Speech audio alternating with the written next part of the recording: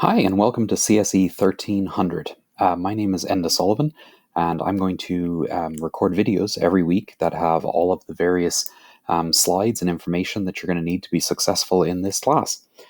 So first off, we'd like to welcome you to the class and tell you that we are glad that you're here and hope that this is a good experience for you, where you're going to learn a little bit about computing, where you're going to learn how to do some programming, you're going to work with a couple of robots, you're going to do all kinds of fun stuff this semester. So let's get started. The first thing to be aware of is that a lot of the content for this class is going to be in two primary places. The first one is going to be the FYE website, and that's located at the address that you see on the screen there, which is ccse.kennesaw.edu/FYE. That site is where you're going to find most of your schedules. It's where you're going to find these PowerPoint presentations. There's a link to these videos. You can also find office hours for your instructor. You can find office hours for your GTA. You can access the tutoring center. You can see all the policies for the class. So let's take a look at that site. So when I type ccse.kennesaw.edu.fye/FYE into a browser, which you can see up here in the URL bar, you're going to end up on a page that looks something like this. Over on the left-hand side, there's a navigation area, and the first thing that we're going to go take a look at is the course schedules. So when I click on that, you're going to see right here, there are five classes sort of, in the FYE program. CSE 1300, which is called Introduction to Computing Principles, and that's this class. CSE 1321, which is Programming and Problem Solving 1, and CSE 1322, which is Programming and Problem Solving 2. Most folks who are taking 1300 will move on to 1321 and possibly 1322 as well. 1300 is the gentle introduction to computer science, whereas 1321 is more aimed at folks who have already a very basic understanding of computer science and are wanting to learn more and get going at a little bit faster pace. So 1300 is a slower, more controlled version of 1321. 1322 picks up where 1321 leaves off. So these three classes, or five classes because there are labs for each of the 21 and 22 classes, combined are called the first year experience. And so this is what you're in, and we call it FYE. That's why the URL is FYE. So for this course, you're going to click on this schedule here, and you're going to see a schedule. This video is being recorded in a summer, so it depends on which semester you're looking at the video. Obviously, this will change. The dates will change. But generally, on the schedule, you're going to always see the following parts. You're going to see a week, what module is going to be covered in that week, which in this case, the first week in summer, we actually do two modules because the summer schedule is running at double speed. So we're going to do Module 0 and Module 1. Module 0 is Welcome and Intro to Computing. Module 1 is Hardware and the Internet. At the end of each of these modules, there is generally going to be a quiz that you're going to need to complete. So for this week, you're going to need to complete Quiz 0 and Quiz 1. And both of those are due Sunday, in this particular case, 6/5 at 11:59 p.m. Now, it's important, again, that you look at the actual schedule for your semester because this will be different each semester. But in general, the quizzes are always going to be due at by 11:59 on Sunday nights. This does not mean that you cannot take it before 11:59. It means that you must complete it by 11:59 on Sunday nights. So we would encourage you not to leave this till the last minute and just have time to think through it and take your time with the quizzes. So every week, or most every week, you're going to have a quiz. A few times throughout the semester, you're going to also have assignments. So there's an assignment 1, 2, 3, and 4 in the summer semester. The exact number of assignments may vary slightly from semester to semester. And then finally, you're going to have a midterm exam, and you're going to have a final exam. This is summer semester, and again, summer is slightly different, so it's just a midterm and a final because we're so compressed. In normal semesters like a fall or a spring, there would be a test 1, a test 2, and a final exam. So usually it's 3, but in summer it's just 2. All right, so that's the basic layout of the schedule. You need to come back and look at the schedule throughout the semester because we're going to update the schedule, and this is the official way that we tell you that something is due on a certain date. So make sure you're coming back and you're checking when is assignment 1 due, when is assignment 2 due. They're all due on this deadline, and it will almost always be a Sunday night at 11:59 unless there's some weird holiday that we have to adjust around. All right, so that's the schedule. That's probably the most important thing on the FYE site, and it's located right up at the top. The second thing is, how do you get your assignments? Well, they're also listed here on the FYE site, right underneath this link for labs and assignments. You can see CSE 1300 assignments. They'll each be links as we post the assignments, and you'll click here and you'll get the instructions on what it is that you're supposed to do. So that's the labs and assignments. The third place that you want to go is the resources tab. And down about halfway through the resources tab, you're going to find this section that says lecture videos, or lecture slides and videos. And when you click that, you'll see all the lecture slides. This is the particular slide deck that we're working through right now, Module 0 Welcome. And you can also find all the lecture videos for 1300. They're right here. If you scroll down, you'll also see the ones for 1321 and 1322, but this class is about 1300. So all of your module, all of your PowerPoints are listed here, and your lecture videos are there. Also under resources, you'll find other things like the list of professors and their office hours. This will obviously change per semester, but this will list your instructors and their office hours so that you know when to come by. There's also a link in here for the graduate teaching assistants that we have working with us, and they can help out if you have problems. We'll talk a little bit more about that when we talk about live sessions. There's a link to the tutoring center. If you click this link, you can schedule an appointment, and you can meet one-on-one with a tutor up to 2 times a week, where you can sit down and you can work through any problem from any of the FYE program, or even some of the later classes if you continue down the computer science or software engineering or game design paths. So the tutors are a great resource. You go and you meet with somebody. They're generally folks who have taken the class within the last semester or so. So they're peers. They're folks that you might even see in some of your other classes, and you can just sit down with them and ask them questions. You can either do it in person. There's a tutoring center on the 2nd floor of the atrium building. You can just walk in and you can ask for an appointment and you'll get the next available tutor, or you can schedule one online, and there's a link on that tutoring center site for scheduling. The advising center is something else you should know about. That's actually across the hall from the tutoring center. It's also on the 2nd floor of the atrium building, and that's where you can meet with an advisor if you have questions about what classes you should take or how you should be signing up for classes, or if you have a registration hold. Those folks can help you out with that. They're all really nice, very helpful folks. Down underneath books here, we're still in the resources area on the FYE site. You'll find the book for CSE 1300, and basically we don't there is no required book. You don't have to buy anything. We just give you open resources that you can use, and they are going to come up as you're going through the lecture slides. We also post all exams. All of that needs to be updated, and then there's some information about the IDEs and so on and so forth. So lots of really great resources here, the most important being the schedule, the second most important being the assignments, and the third is then where you get the lecture slides and the videos. So make sure you keep up with this site. You'll use it in all 3 of the classes, 1300, and if you move on to 21 and 22, all of the material is there as well.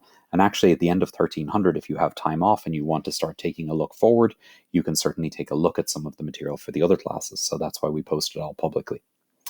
All right, so let's talk about why you're here. So for CSE 1300, there's a wide mix of folks in the class.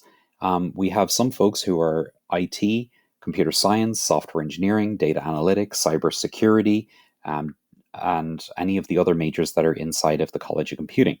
And usually for folks that are taking 1300 first, it's because they have not taken any computing classes before, or they didn't take computer science in high school, they didn't do any kind of programming at any point in their life, or if they did, it was so long ago that they felt like they wanted to start with a gentle, more slow version of the class so that you can learn at a more controlled pace. There's also folks in here who are not computer science majors, and welcome to you guys as well. And these are folks who are wanting to learn a little bit more about computing and are taking this class as an elective, usually inside of their major. And they're just wanting an introduction to programming and problem solving. So there's a good mix of folks in here, and I'd encourage you to get to know some of the folks in your class, because you will find that there are people very similar to you who are having many of the same problems. And so I always encourage folks to reach out and talk to the people around them if you're in a physical classroom, or if you're online, use the discussion group to find folks who, similarly to you, may not have done any of this before and are finding this as challenging as you are. All right, so there's a misnomer about computer science and about software engineering and about all the computing disciplines, which is that most of the time what you're doing is you're writing code.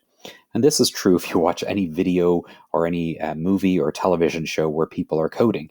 You've got somebody in a dark room and they've got sunglasses on and they're frantically doing this on a keyboard. And that's really not how programming works at all.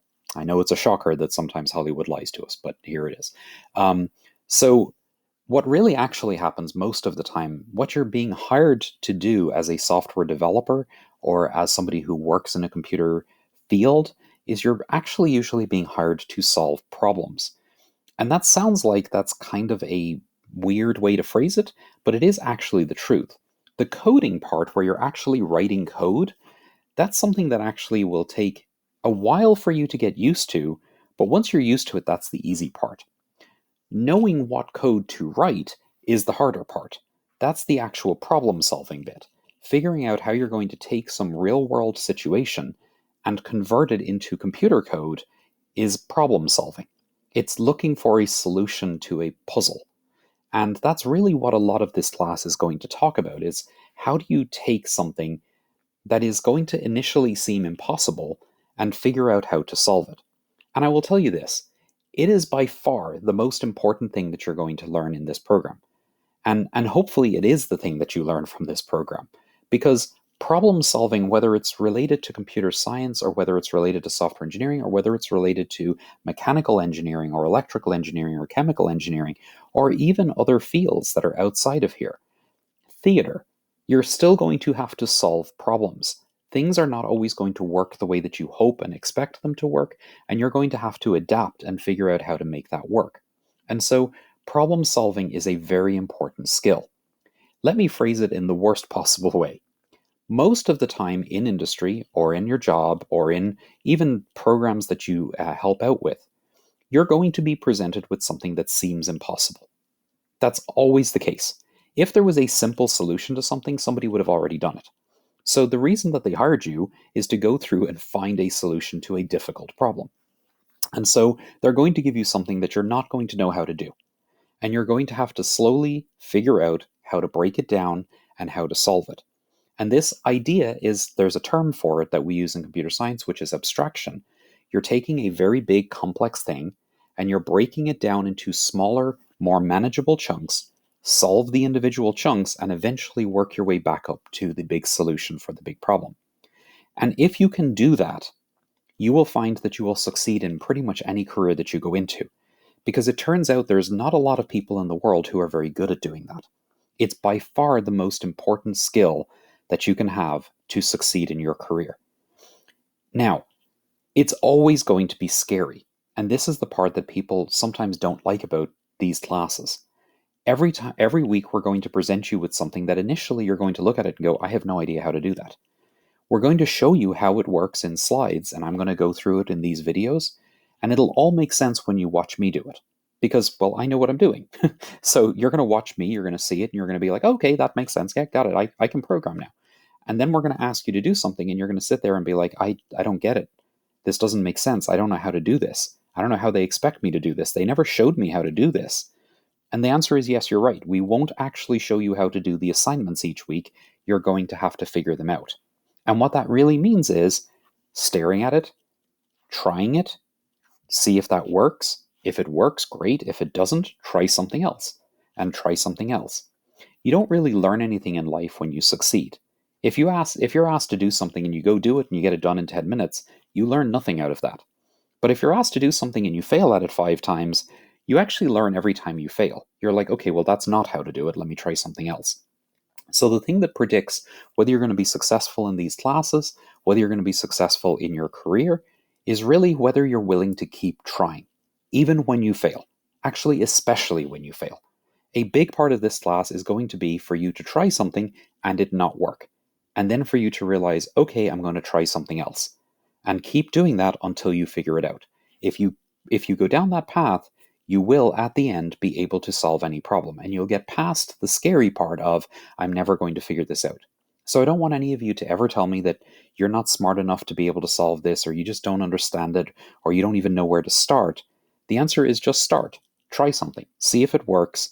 And then if it doesn't, try something else. And then if you're really stuck, come and ask for help, and somebody will give you a hint as to which direction to go, and then try that.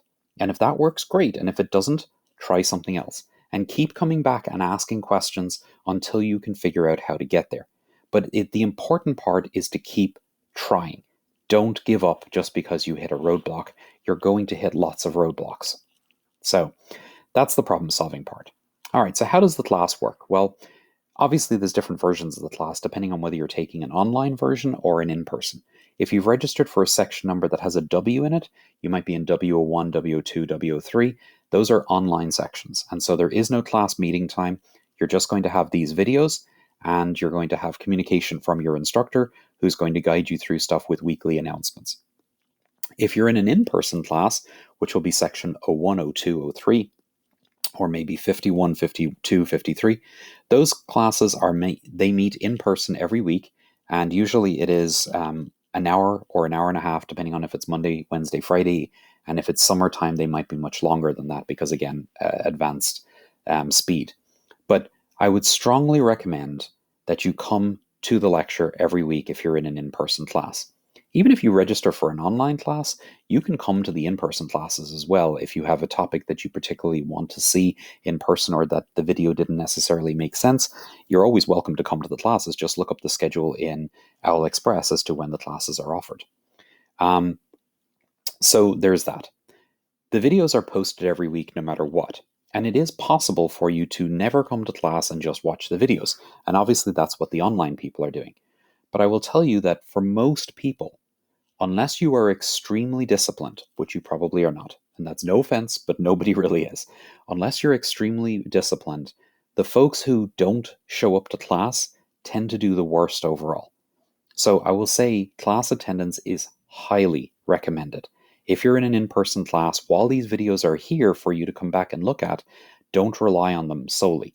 Actually show up and actually learn. Because the thing is, in class, you can talk to the person next to you. You can say, hey, did that make sense to you? I don't really get that. You can talk through stuff. You'll make a buddy and you'll be able to work together on some of the stuff as you go through the semester. You also have the ability to ask the instructor questions. And you'll see different examples in lecture than you'll see on these videos as much as we possibly can. So you'll have multiple opportunities to learn stuff. If at the end of lecture something didn't make sense, you then have the option of going back and watching the video, and you might get a different version of it, or you might catch the thing that you fell asleep through or whatever in class if that's what happened. So truthfully, every semester there is about a 9 to 10 point difference in the people who attended class versus the people who don't. That's a full letter grade. It's the difference between getting an A and a B. It's the difference between getting a B and a C. So I strongly recommend that you attend class if you possibly can. All right. The second bullet point down at the bottom there is that many of these topics will seem obvious when you listen and lecture. However, you really won't understand them until you try to do them. So again, that's what I said a few moments ago. We know what we're doing, the instructors. So we're going to breeze through it, and it's going to all seem very obvious. But once you sit down and you actually try to do it yourself, you're going to realize that you don't really fully understand it. So the most important thing to do in the class is to practice. Practice, practice, practice. Do the assignments, get to them early so that you have a chance to have time to fix them. Ask lots and lots of questions as you go through things. All right, so that's how the class works. The lecture is every week, or the videos are posted, or you have both of those. As far as the learning is concerned, you'll have a quiz, as I said, most week. Those quizzes will be taken in D2L. So hopefully by now, you have logged into the D2L shell. You go to d2l.kennesaw.edu, and you'll end up in the course shell. It'll look something like this. On the left-hand side, you'll have a content. And if you scroll down inside of the content area, you'll see a Getting Started section. Inside of this Getting Started section, you'll see the syllabus for the class. You'll also see links to the schedule and the videos and the book and the course description and learning outcomes. So those are just links out to the FYE site. Under Learning Modules, you'll have Learning Module 0, 1, 2, 3, 4, and each of these will have links to various different things. In some cases, they're going to have additional resources beyond the lecture videos, and there's also some lecture videos from other professors as well who have taught this class in the past, so you have multiple versions. This is not there in every module, but it's there in many of the modules. So if you see additional videos or virtual lectures, those are additional things. There's also going to be some worksheets and stuff that you can do in here if you want extra practice on that topic. So that's all here in the D2L shell. The second thing that you'll need in the D2L shell is the quizzes section. So when you click on quizzes, you're going to see there's going to be a syllabus and policy quiz, which we call quiz 0. There's also going to be a quiz 1, quiz 2, quiz 3, 4, 5, 6, 7, 8, however many there are this semester. And there's going to be a setup quiz that allows you to test Respondus Lockdown Browser. Okay, so let's talk about the quizzes first. So each week, as we saw on the schedule, you will generally have a quiz. And so, as we said in this particular video, on this particular semester, quiz 0 and quiz 1 are due on 6/5. So before 6/5, you'll come into D2L, you'll click quizzes, and you'll scroll down and you will see which quizzes are currently open to you. You'll click on the quiz, it will pop open a window, it will allow you to start answering the questions. You'll have 60 minutes to complete the quiz. You will only have one attempt at the quiz, so you'll need to make sure that you take the 60 minutes to make sure you're answering it correctly. All of the quizzes are open notes, open book. So you're welcome to look at the internet. You're welcome to look things up while you're doing the quiz. You're welcome to go back and review the video or the PowerPoint presentation as you're answering the questions. So we would expect that on most of the quizzes, you're going to score pretty close to 100. You'll probably make one or two mistakes, but in general, you should get very high grades on the quizzes because, again, they are open notes, they're open book. You can use any resources you want while you're taking them. There is only one exception to the quiz rule, which is the syllabus and policy quiz is going to be open for a longer period of time, and it only covers basically what we're talking about in this video and the syllabus. So you need to read the syllabus, watch this video, and then you can take that quiz. It does count as one of your quizzes, and it's pretty much a gimme, so you should absolutely do it because it counts towards your quiz grade. And you should be able to do well on it. The reason it's special is because you'll have a second attempt at that one. So if you didn't get it all 100% correct on the first attempt, you can actually take a second attempt at it to figure that out. All right. We'll also have exams. They will also show up here in this quizzes section. However, those exams will be in Lockdown Browser. So the exams work very differently than the quizzes. The quizzes are weekly, and they are open notes, open book. The exams happen a couple of times throughout the semester. So test 1, test 2, and the final exam, or if you're in a summer, the midterm and the final exam. Those tests are closed book, closed notes. You cannot use anything while you're taking the test, and you will be in something called Lockdown Browser. Lockdown Browser is a piece of software that will install on your machine when you attempt to start the test, and it prevents you from looking up stuff on your computer or doing anything else while you're doing it. It also uses something called Monitor, which uses your webcam on your computer, and you must have a webcam in order to take the test. It uses a webcam on your computer to record your face while you're taking the test. You should be looking directly at the camera because the screen that you're looking at is right here in front of you, and so an artificial intelligence watches you taking the test. If it sees you looking off to the side, or picking up your phone, or looking up something on another computer that you have hidden underneath your desk, it will flag you, and then at that point it will tell us that you appear to be cheating. And we'll talk about cheating in a few moments, but let me just say you don't want that to happen. So while you're taking the test, make sure that the computer is directly in front of you, the camera is in front of you, we can clearly see your face, you're in a brightly lit room so that we can see what's going on while you're taking the test, and the AI can monitor you. All right, so the tests are closed note, closed book, closed internet. It's just you and the questions, and you have to be able to answer them directly. Okay, so that's the quizzes and the tests. All right, so the next thing we're going to talk about are the assignments. Again, in the schedule, you'll see that you have a few assignments. It'll probably be 3, 4, 5 assignments, depends on the semester. The assignments are going to work the following way. You're going to be given instructions on what to do on a page, and you're going to follow those instructions. In the first assignment, you're going to be doing something with an RD robot, where you're going to learn to tell a robot instructions on what you want it to do. And we'll obviously talk about that as we get there. And then in later ones, you're going to write some Java code. You're going to do all kinds of stuff. You're going to write a web page in one of the assignments, and so on and so forth. So the assignments are things that you're going to take a minute to do. They're not something you're going to knock out in a half an hour. It's going to be a couple of hours of work, if not more. And so you're going to want to make sure you give yourself sufficient time in order to be able to do them. The most important thing about the assignments is if you are having problems with the assignments, you need to come and ask people. You can certainly ask other people in the class how they're approaching it, and that's a great idea. We encourage that, although you must turn in your own work. You can't just take somebody else's work and turn it in.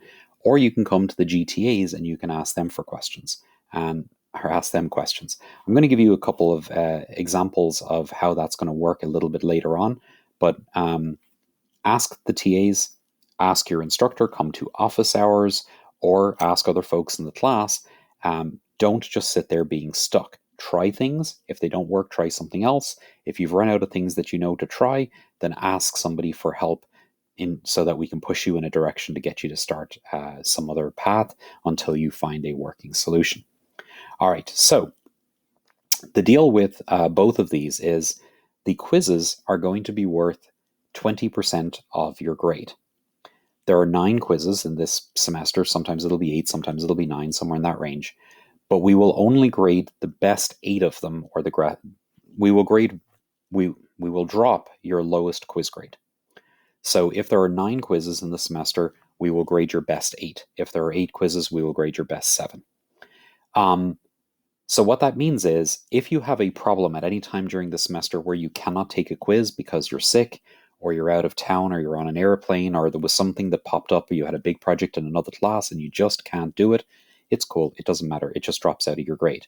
You don't have to let us know. You don't have to tell us that you're not going to take it. It automatically drops out of your grade.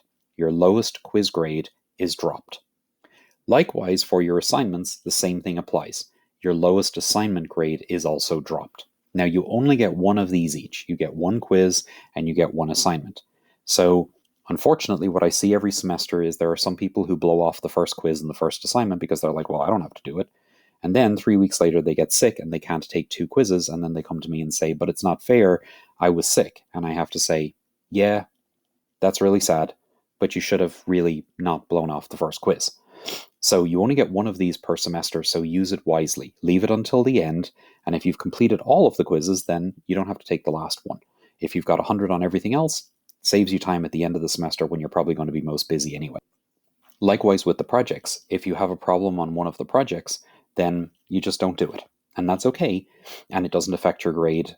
It just drops out of your grade automatically. So we drop your lowest quiz, we drop your lowest assignment. All right. As you are working through the assignments, if you have problems or questions, you need to go to live sessions. We will post an announcement at the front of the D2L shell that will list when the live sessions are going to happen. What a live session is, whether you're in an in-person class or an online class, you can go to these optional sessions. They will be multiple times throughout the week, so usually once or twice a day. There'll be 2 or 3 hours during the day where you can open up Microsoft Teams, you can click on a link, and you'll be dropped in with a TA where you can ask them any questions that you want. You can ask them for help on the assignment. They will help you through stuff. You can ask them about material that you saw in class that you didn't understand. Or you can just ask them about anything that has to do with the class or anything else that has to do with computer science or software engineering or anything else. The TAs are there every week. They sit in the live sessions, usually quite bored, waiting for people to show up, and they're happy to help you with any problem. So please use them.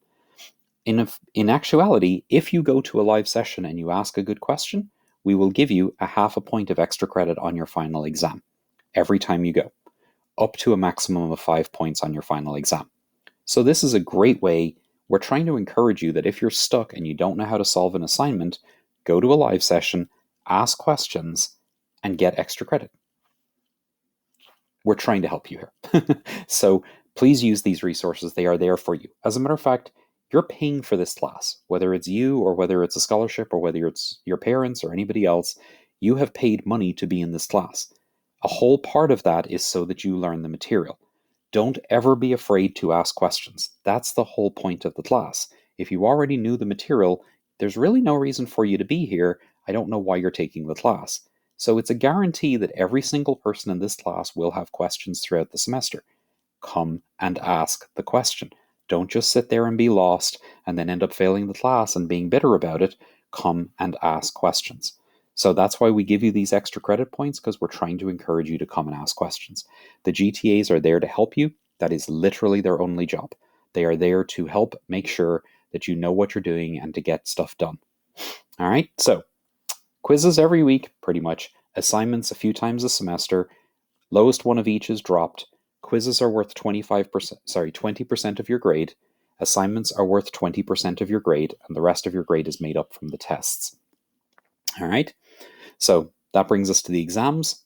In spring and fall, there are 3 exams. They're worth 20% each. In summer, there are 2 exams, and they're worth 30% each. So you'll take the material up to the day of the test. What I mean by that is test 1 will cover all the material up to test 1. Test 2 will cover the material from the beginning of the semester to test 2. And test 3 will cover the material from the beginning of the semester to the end. It's a cumulative test. So all 3 of the tests are cumulative. They will cover all of the material up to the day of the test, effectively. Now, there's a couple of policies to be aware of with the tests. Just like the quizzes, we understand that things go wrong throughout the semester, and sometimes people get sick or can't take a test or whatever else. So if you miss test 1 or test 2, or if it's a summer and you miss the midterm, and you get a 0 on the test, we will automatically replace that 0 with whatever grade you earn on your final exam.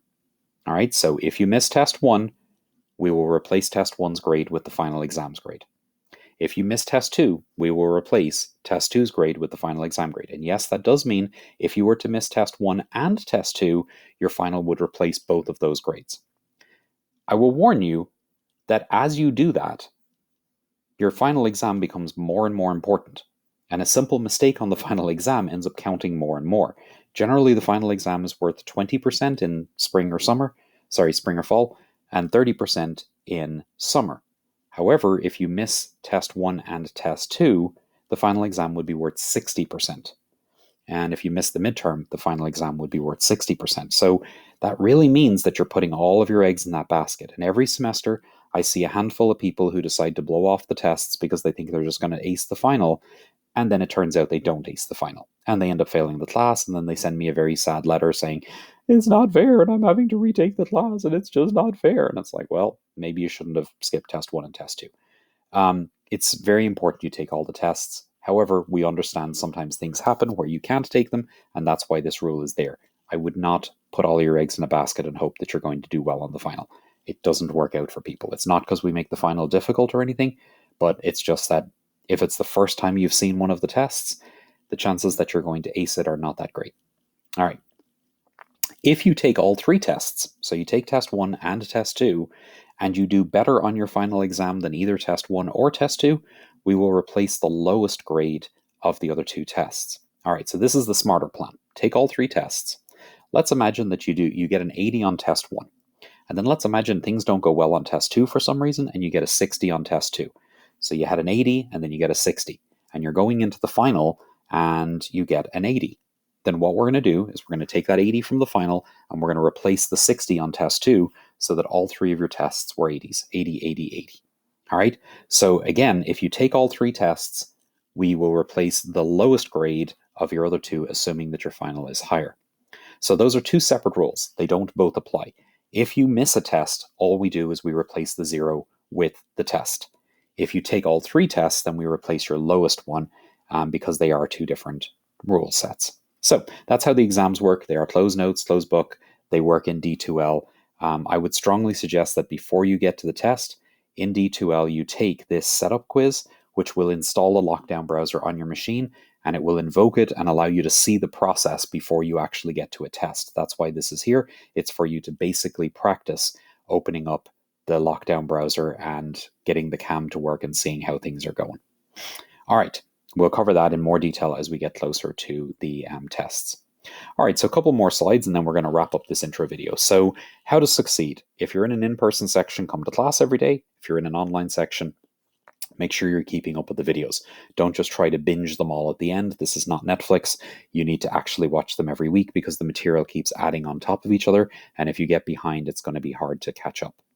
Most importantly, when you don't understand something, you need to come and ask questions. Don't just sit there. Don't be afraid that you're the only person who doesn't understand it. I guarantee you, you are not the only person who doesn't understand it. There are lots of people who are going to be struggling because some of this material is going to be very new and very foreign to almost everybody in the class. So come and ask questions. Ask your GTAs in live sessions. There's many of them throughout the week, or come to your instructor's office hours and ask questions there. Folks who get lost in week 5 and are too afraid to ask questions usually end up failing the class. So the sad truth is, I end up submitting usually about 20 or 30% of people with Fs. And usually they're people who just fell behind and never caught up. They never asked questions. I never saw them, no idea who they are. They just disappeared, stopped attending class, and then they end up failing. Don't do that. It's really silly. This is not a difficult class. You just need to come and ask questions. Don't be afraid. We don't bite. I promise we're actually all really nice people. If you are stuck, come and ask questions. Again, you paid for this. Come and ask questions. All right? So how do you communicate and who can you go to? So there are many different places for help, as I mentioned. There are the live sessions. The times of those live sessions will be posted in an announcement on the front page of D2L. You can email your GTA. Their contact information will also be in that announcement. You can email your instructor.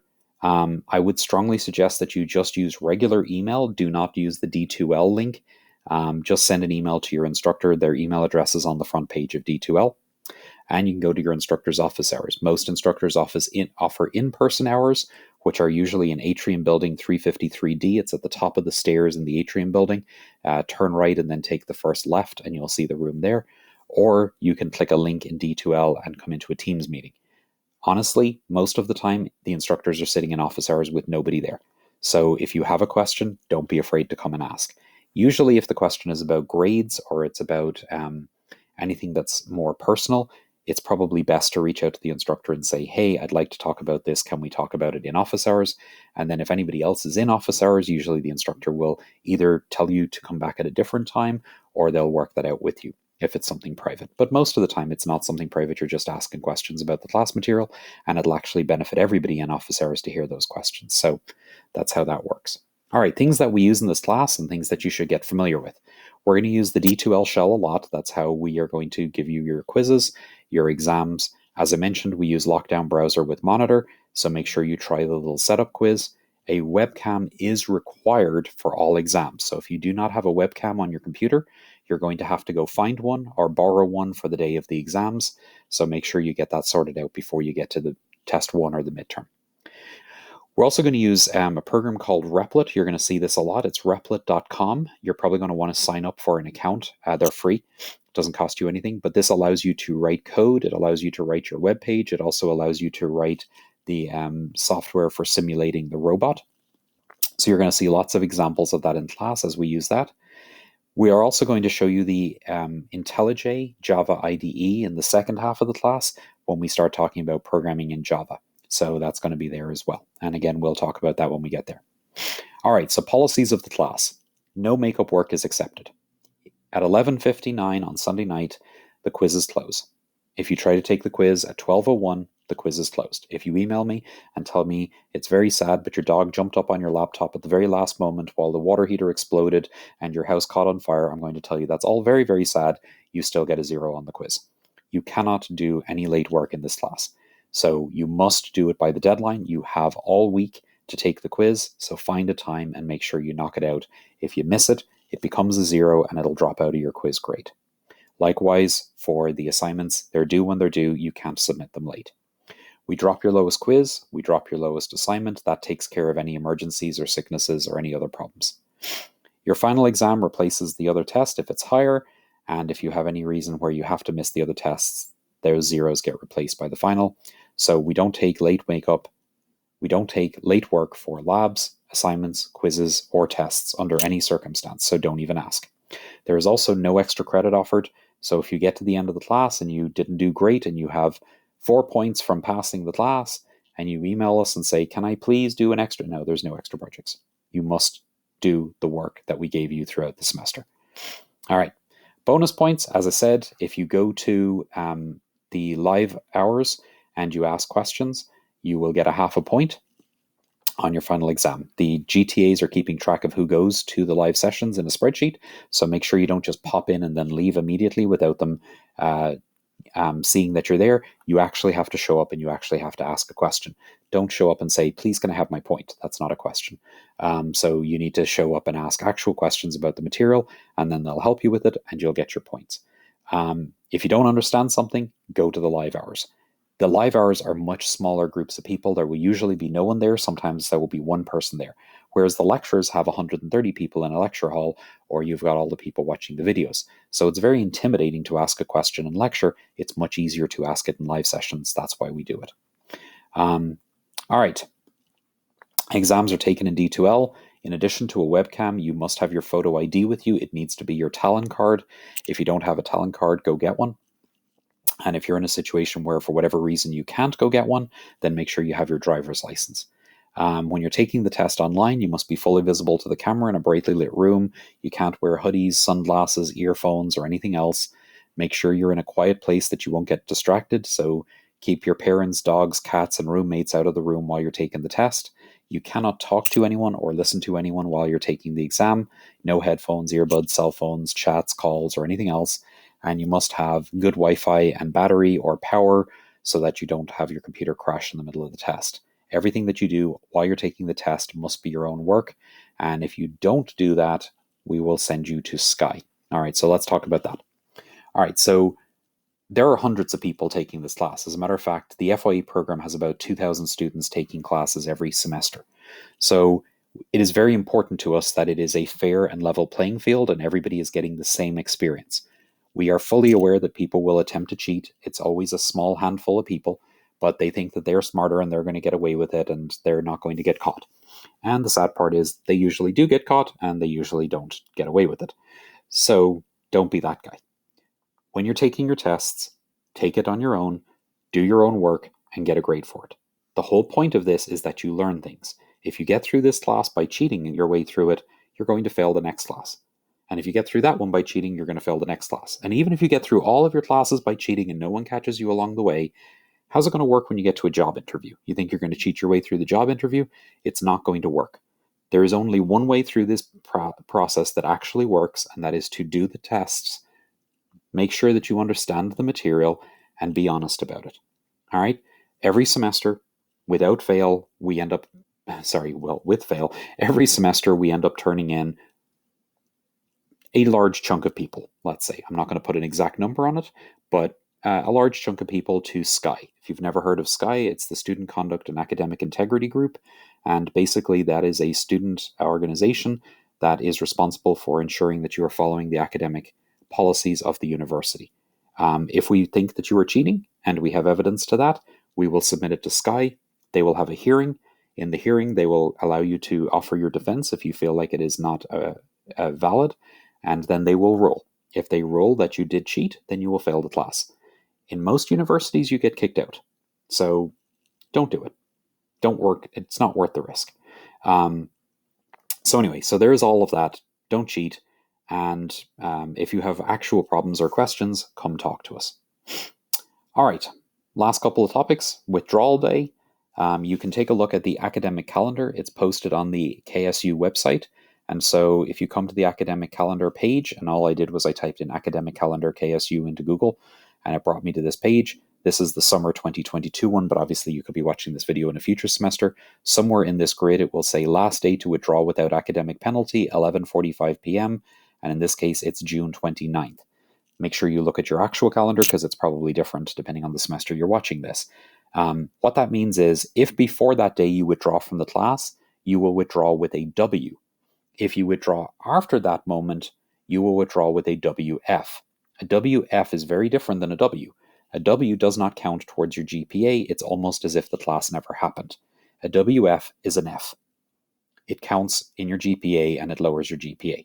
So if things are going very badly in the class for you and you've just had a rough semester or you've had a medical problem or you're having some issue going on in your family or something that prevented you from succeeding in the class that you don't believe would be there the next semester and it's before drop day, then you have the option of dropping the class and making it as if it never happened. Once the drop day passes, there's really no way for you to do that. If you have a particular situation where you had to, you can attempt a hardship withdrawal, which means that you go to the academic advisors and you fill out paperwork and you have to document what the issue is, and then possibly they will allow you to have a withdrawal, but generally they will not. The withdrawal day is the day that you need to withdraw by if you're having a problem. And it is a good bit into the semester, so you usually have grades back from your first test where you can see how you're doing. So make sure you make that. We cannot tell you whether you should withdraw or not. As a matter of fact, we literally cannot tell you. So it's your decision as to what you want to do and what's right for you. We can answer questions about your grades or where you are, but honestly, you can see all of your grades all the time in D2L. So if you come over to the D2L shell and you click on grades up at the top, it's going to show you your grades for the semester, all of your quizzes, all of your assignments, all of your grades are going to be in here, and you can calculate your own final grade by simply looking at that. So there's all your quizzes and assignments and all the other stuff that's in there as well. All right, so that's withdrawal day, and if you have questions about that, you can certainly ask the instructor. I would recommend coming to office hours. All right, and then after that, we are going to talk about what you're going to learn in this class. So the first thing we're going to learn is how computers interact in society. That's going to be the next lecture. Then we're going to talk about what kinds of jobs exist from computing. We're going to talk about how computers work and how the internet works. We're going to talk about how they're made. We're going to talk about how to program a robot. We're going to build a website. We're going to talk about thinking in an algorithmic way and computational thinking, how to problem solve. And then we're going to do some basic Java programming at the second half of the class. So it's all going to be a lot of fun. We're going to learn lots of stuff together, and we're going to get through this. So, in summary, don't sit there, practice some more, take advantage of your resources, do the assignments and the quizzes early so that you are not doing them at the very last minute. And if you don't understand something, ask. Reach out for help. Practice some more. Everything you need is on the FYE website. And other than that, I will see you guys in the next video, where we will start the very first part of the material. Hope you guys are having a wonderful day.